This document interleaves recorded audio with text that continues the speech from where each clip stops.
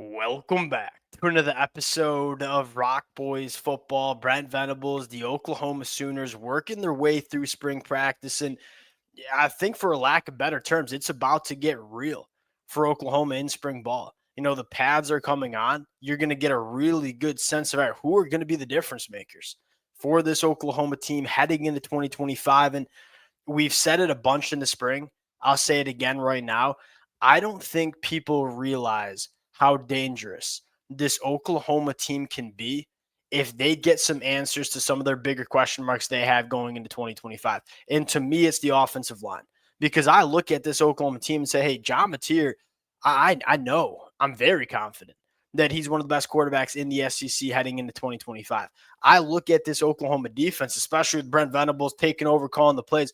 I know that Oklahoma is going to have one of the better defenses in the SEC in 2025. If you can give John Mateer a run game, if you can keep him clean in that pocket, if this Oklahoma offensive line can figure it out going into 2025, I'm not going to get up here and say they're going to win a national championship, but this team is dramatically more dangerous than a lot of people are giving them credit for heading into 2025. Now, it's a big if, and it might not look good. If the offensive line doesn't figure it out, this Oklahoma team could struggle.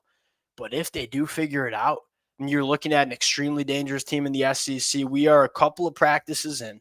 Want to go over some more storylines that we're hearing coming out of spring ball before we get into it. As always, to the Oklahoma fans, appreciate you guys. It's been really fun talking this football team because of just how exciting I think they can be.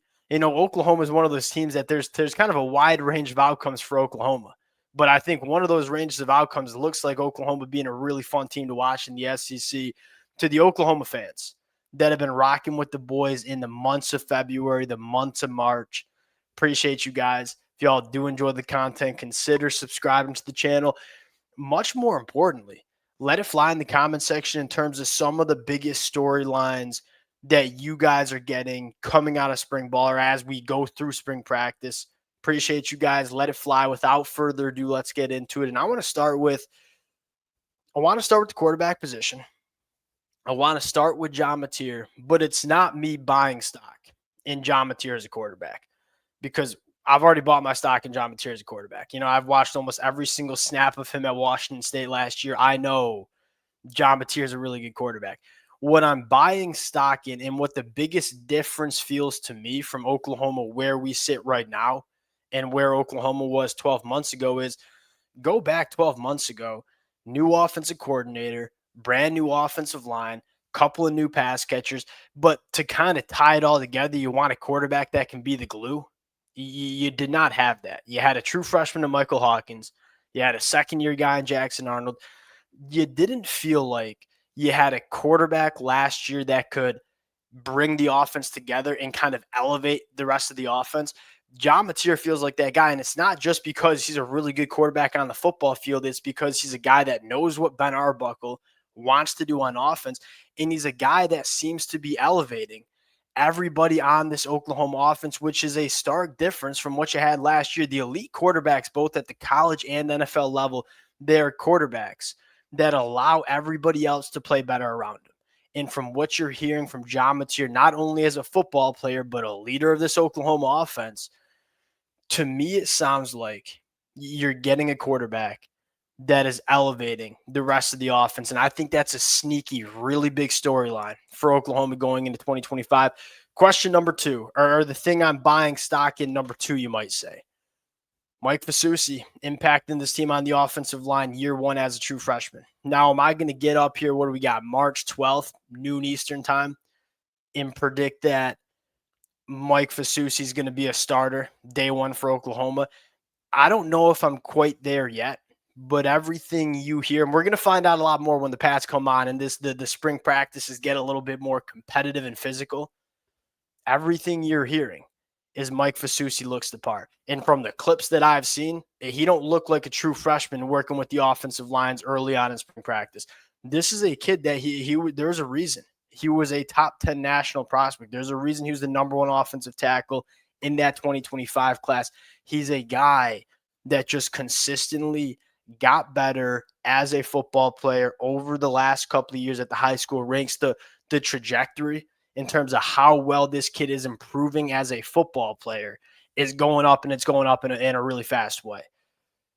I look at Oklahoma's offensive line and say, I feel really good about the inside. That Troy Everett at center, Eddie Pierre-Louis, Fabechi at guard. That's a trio on the inside that I like. I have a lot of confidence in. The tackles are where we're a little bit concerned. If Mike Fasusi can be a guy for Oklahoma and be a quality guy for Oklahoma, that fundamentally changes how I view this Oklahoma team in the 2025 year. And so the more and more reports we hear of Mike Fasusi being a guy for Oklahoma, the more and more the confidence grows within me that this Oklahoma team can kind of reach the ceiling that I think they have in them going into 2025. But that's by far the biggest question mark, because if you don't figure out this offensive line, we found out in 2024, if you cannot match up, if you're a liability along the line of scrimmage in this conference, you will not win many football games. Last one on the offensive side of the football, Javonnie Gibson. Hey, this was a guy that when he committed to Oklahoma out of the portal, we broke it down and went back and watched some of him at Arkansas Pine Bluff. And he looked great at the FCS level. To me, it was all right. That's a big jump. It's a big jump from the FCS to the SEC.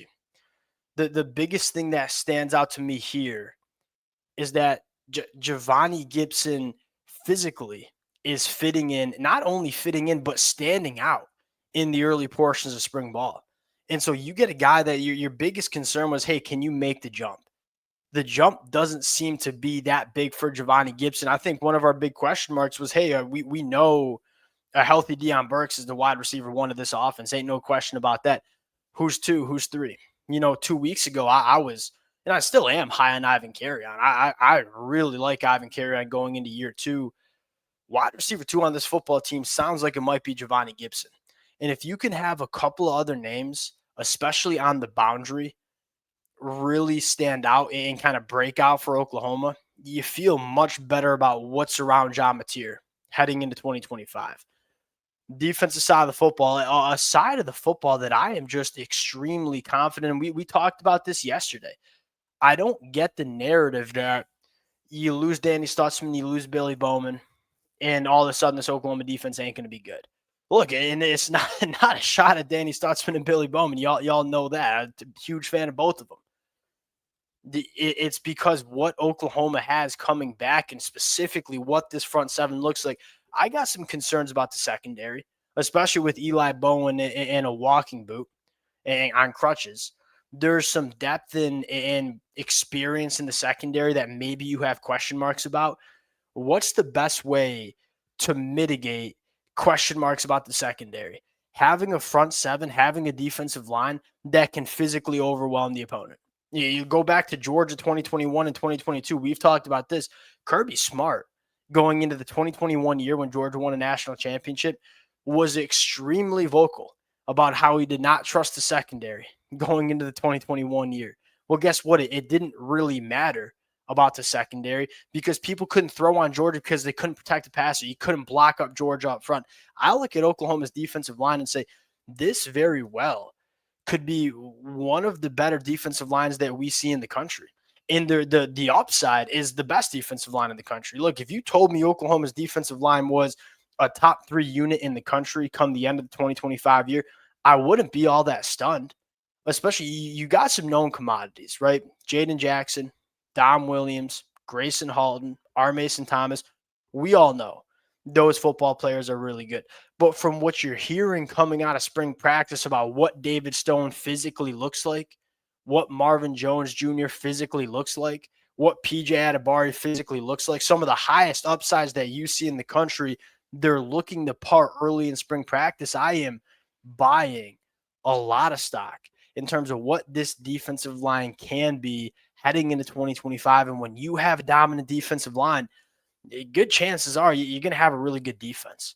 And the last thing I'll say is I am buying stock in this linebacker room. A storyline that's really overblown is this linebacker room struggling with Danny Stutzman leaving. And we've said this, I'll say it again. You don't replace Danny Stutzman. especially what he brought to this team from a leadership perspective.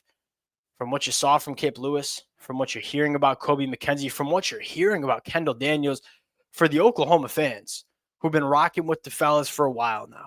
Y'all know how I feel about Kip Lewis.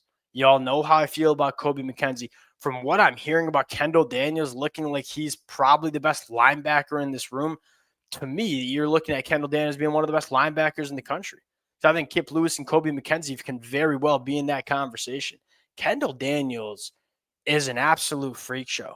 And he's a guy that started his career out at safety. He goes almost about 6'5". He's up to 240 pounds.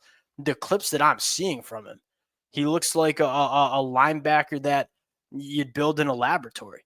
I mean, I go as far to say I'm interested to see how Brent Venables decides to use a guy like Kendall Daniels, because one thing I love about Brent Venables, if he has freaky players, he's going to figure out how to put them in really unique and good positions. Kendall Daniels is a guy that you can do a lot with. I'm really excited to see what this linebacker room looks like and how we deploy these off-ball backers, because the upside here is really, really good. And especially when you have them playing behind a defensive line that is going to win at the point of attack.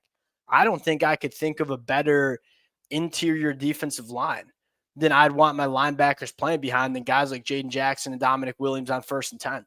And those two guys will win at the point of attack better than just about anybody in the country. Are Jaden Jackson and Dominic Williams guys that are going to go for 10 plus sacks? No, but I know they're going to do their job. And I know they're going to physically win along the line of scrimmage. It's a linebacker's best friend. When you have two big bodies that you know can eat up double teams and keep you clean and firing downhill, you want that. And I look at a really good defensive line with a couple of really athletic linebackers behind them. It's a front seven that's going to give a lot of teams some problems in 2025. Good vibes coming up. And the vibes just feel different from last year. I mean, last year, I remember reading the spring and fall practice reports saying, like, all right, the offense is struggling. Pass protection looks really sloppy. Jackson Arnold's turning the football over. We thought, hey, maybe that's just because the Oklahoma defense is dominating. And that could have been the truth. But it's also like that. That's kind of what we saw in the 2024 year as well. You don't hear those stuff early in spring practice. And again, I want to preface that that it's early. And there's some positive feedback that we're going to talk about. We're not going to ignore the question marks too. Like we got to see this offensive line and what they look like come the fall.